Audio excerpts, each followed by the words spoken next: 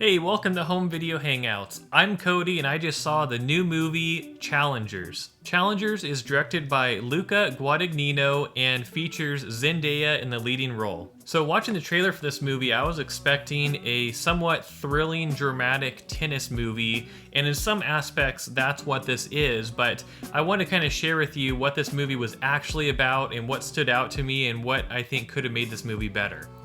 So starting out, what I really enjoyed about this movie was the acting performances in it. So Zendaya had a great performance in this movie as always, as well as the two young men that had somewhat leading roles as well.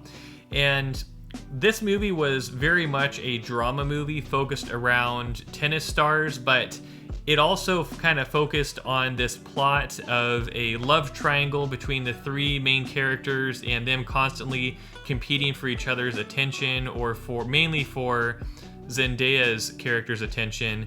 And that was a major focus of the movie as well, but the pacing kind of keeps the same pacing as the tennis matches going on at the same time. So it's really interesting how this movie is structured. There's also some very interesting filming styles used here, especially when it comes to the tennis matches themselves. So there are some cases where you're watching a tennis match in this movie and it has more of the typical filming style like you'd see on a sports channel or something, where the camera's kind of farther away, you see the players hitting the ball back and forth. But then there's also scenes where some of the more of the focus is on the audience, kind of looking back and forth as they're watching the game. But then towards the end of the movie, there's some crazier sequences where you're either in a first-person point of view from one of the tennis players, or there's even a portion of time where it's almost like you're watching from the perspective of a camera attached to the tennis ball, where the camera's going all over the place and bouncing around with the tennis ball, which is a really crazy effect to watch. I would say this filming style is kind of what made this movie the most interesting to me, and it was one of the more unique things I saw in this movie, because unfortunately there were a lot of things I didn't like about this film. First of all, when it comes to what I didn't particularly enjoy about this, I was very surprised to notice that there is primarily one song for the movie soundtrack. Each time there would be a dramatic or fast-paced event happening in the movie, they would start playing this kind of upbeat EDM song, and they use the same song probably 6 or 7 times throughout the movie.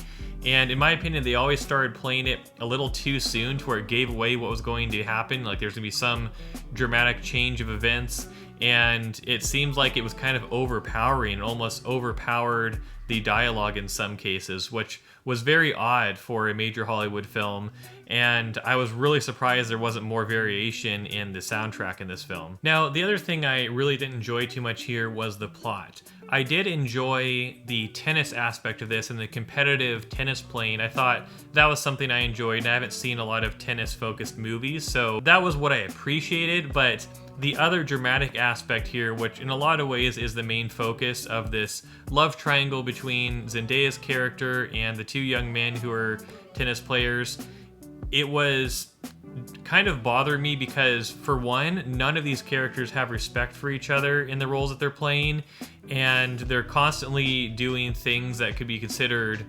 rude or even abusive in a lot of ways in the relationships, and there's a lot of competition going on, not only in terms of tennis, but in terms of these relationships that are happening.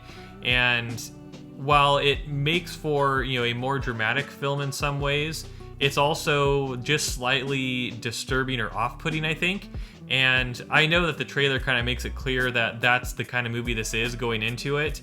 But I think if they were to focus more on the tennis competition in this movie, more so than the two guys kind of competing for Zendaya's character, I think that would have been a little bit better. Or if they really focused on the dramatic side of this, I think they could have done better with creating more complex relationships and more complex backstories for some of these characters. We do learn more about the characters as the film goes on and kind of what led them to this final tennis match that you see finish out towards the end of the film, but I do think the plot was a little bit off-putting to me and was part of the reason I didn't enjoy this film too much.